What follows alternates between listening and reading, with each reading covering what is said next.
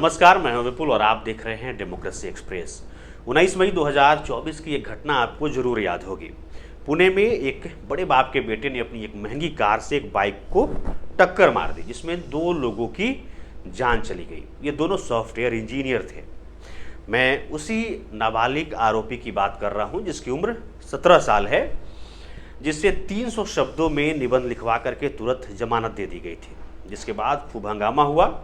एक CCTV footage भी सामने आया जिसमें यह देखा गया कि जो आरोपी है वो शराब पी रहा है। तो इससे ये भी तय हो गया कि आरोपी ने शराब पी रखी थी और वो गाड़ी ड्राइव कर रहा था। जिसके बाद ये खबर टेलीविजन पर लगातार चलने लगी। लोग सोशल मीडिया पर अपना गुस्सा जाहिर करने लगे। पुलिस फिर हरकत में आई और उसे दोबारा गिरफ्तार किया गया। अब इस मामले में एक नई जानकारी सामने आई है। वो नई जानकारी ये है कि उस आरोपी को जमानत मिल गई है। जी हाँ, मुंबई हाईकोर्ट ने उसे जमानत दे दी है। बताया गया कि उसकी मौसी ने एक याचिका दायर की थी मुंबई हाईकोर्ट में, जिसमें यह कहा गया था कि पुलिस अपने मनमाने ढंग से उसके बच्चे को रख रही है। तो मुंबई कोर्ट ने यह फैसला दिया कि इस बच्चे को अब जमानत दी जाती है और ये बच्चा अब अपनी मौसी की देखरेख में रहेगा। मुंबई कोर्ट ने क्या फैसला दिया है, पूरे फैसले को चलिए हम आपको बताते हैं। हाईकोर्ट ने कहा कि सीसीएल 18 वर्ष से कम उम्र का बच्चा है। सीसीएल का मतलब होता है child in conflict with law. Court ने कहा कि उसकी उम्र पर विचार किया जाना चाहिए। नाबालिग के वकील ने कहा कि 18 साल की कम उम्र के बच्चे को हिरासत में नहीं लिया जा सकता है।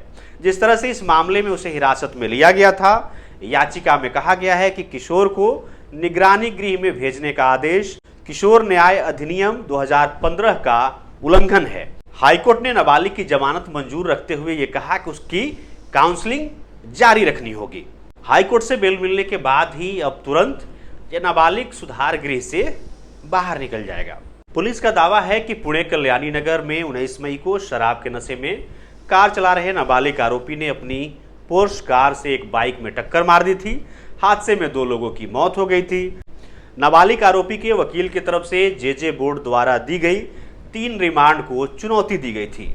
हाईकोर्ट ने पुणे पोर्श कांड के आरोपी नाबालिग को जमानत ऐसे वक्त में दी है जब एक दिन पहले ही महाराष्ट्र के मुख्यमंत्री एकनाथ शिंदे ने पुणे पोर्श कार हादसे में जान गंवाने वाले पीड़ित के परिवार को आश्वासन दिया है कि सरकार इस मामले में उनके साथ न्याय सुनिश्चित करेगी।